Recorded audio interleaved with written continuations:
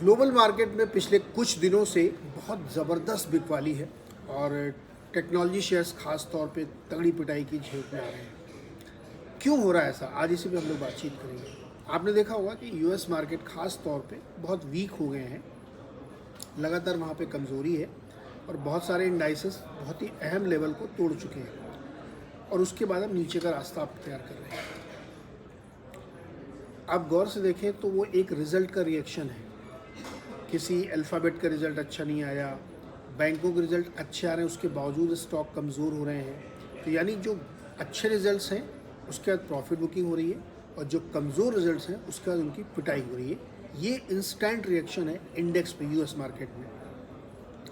लेकिन इसके पीछे की कहानी को समझना बहुत ज़रूरी है कि ऐसा क्यों हो रहा है। क्योंकि जो इकोनॉमिक इंडिकेटर्स हैं वो बहुत स्ट्रॉन्ग नहीं है। वो स्ट्रॉन्ग इन द सेंस कि वो बार बार फेड के सामने, वहाँ के सेंट्रल बैंक के सामने चैलेंज पोज कर रहे हैं कि आगे जाते हुए दिक्कत आ सकती है।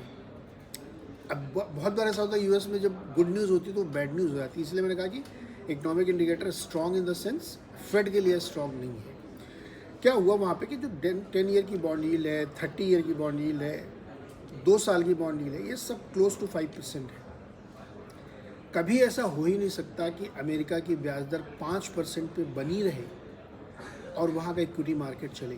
जिस देश में हमेशा 1-1.5% या आधा परसेंट, 1/4% की ब्याज दर होती थी, वहाँ 5% की ब्याज दर है। वो इम्पॉसिबल है कि वो इक्विटी मार्केट को चलने देगा, क्योंकि कॉस्ट ऑफ फंडिंग बहुत ज़्यादा बढ़ चुकी है।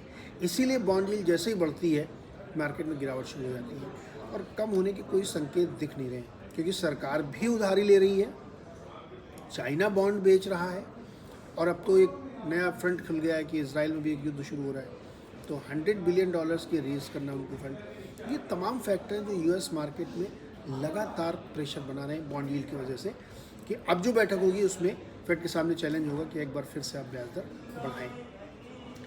करेंसी में इसका क्या इम्पैक्ट पड़ रहा है? देखिए, डॉलर बहुत स्ट्रॉन्ग हो रहा है हर करेंसी के अगेंस्ट, पूरे बास्केट के अगेंस्ट में। तो डॉलर इंडेक्स 106 के ऊपर निकल गया, 107 के आसपास है। जापानी करेंसी खास तौर पे वीक हो रही है, $1 में 150 येन को पार कर दिया है।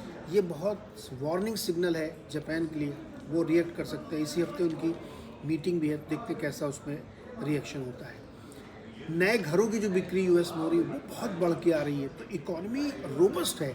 इसलिए वहाँ पे बहुत दिक्कत हो रही है कि जॉब बहुत अच्छे हैं, मकान बहुत अच्छे हैं, गाड़ियाँ बहुत बिक रही हैं, महंगाई कम नहीं हो रही। नेट कहो तो महंगाई कम नहीं हो रही है। 8.5% का होम लोन है यूएस में। आप कल्पना कर सकते हैं, भारत में मिलता है 8.5% का होम लोन, वहाँ मिल रहा है। इस तरीके की वहाँ महंगाई है। अब वो सप्लाई कम हो गई तो और ज़्यादा दिक्कत आ रही है। तो ये कुछ फैक्टर्स हैं जो यूएस मार्केट को वल्नरेबल बनाते हैं, वीक बनाते हैं। और अब वहाँ पे थर्ड क्वार्टर जीडीपी के आंकड़े आने हैं, पहला एस्टिमेट आना है आज। अनुमान ये है कि वो 4.5% आ सकता है। बैंक ऑफ अमेरिका को ऐसा लगता है और गोल्डमैन सैक्स को ऐसा लगता है कि 4.7 आएगा। उसने और थोड़ा एलिवेट किया है। अब इस पूरी चर्चा का नेट मामला ये है कि एक तरफ मनी और बॉन्ड मार्केट है, दूसरी तरफ इक्विटी मार्केट है। बॉन्ड मार्केट अगर बहुत हाई है, यील्ड बहुत ऊपर जा रही है, तो इक्विटी मार्केट के लिए बहुत मुश्किल है। और वही हम देख रहे हैं कि रोज़ डेली बेसिस पे उसमें गिरावट आ रही है। बहाना रिजल्ट्स के, रिजल्ट अच्छे नहीं आए तो बिकवाली होगी, अच्छे रिजल्ट आए तेज़ी होनी चाहिए ना, लेकिन अच्छे में प्रॉफिट बुकिंग, ख़राब की धुलाई। ये है यूएस मार्केट का इस समय एक तरसीला। दूसरा जो युद्ध चल रहा है उसका भी एक असर, प्रेशर बना हुआ है कि क्रूड ऑयल ऊपर जा सकता है। एक ओवरहैंग बना हुआ है, डर का माहौल बना हुआ है, वो भी इक्विटी मार्केट को नीचे खींचता है।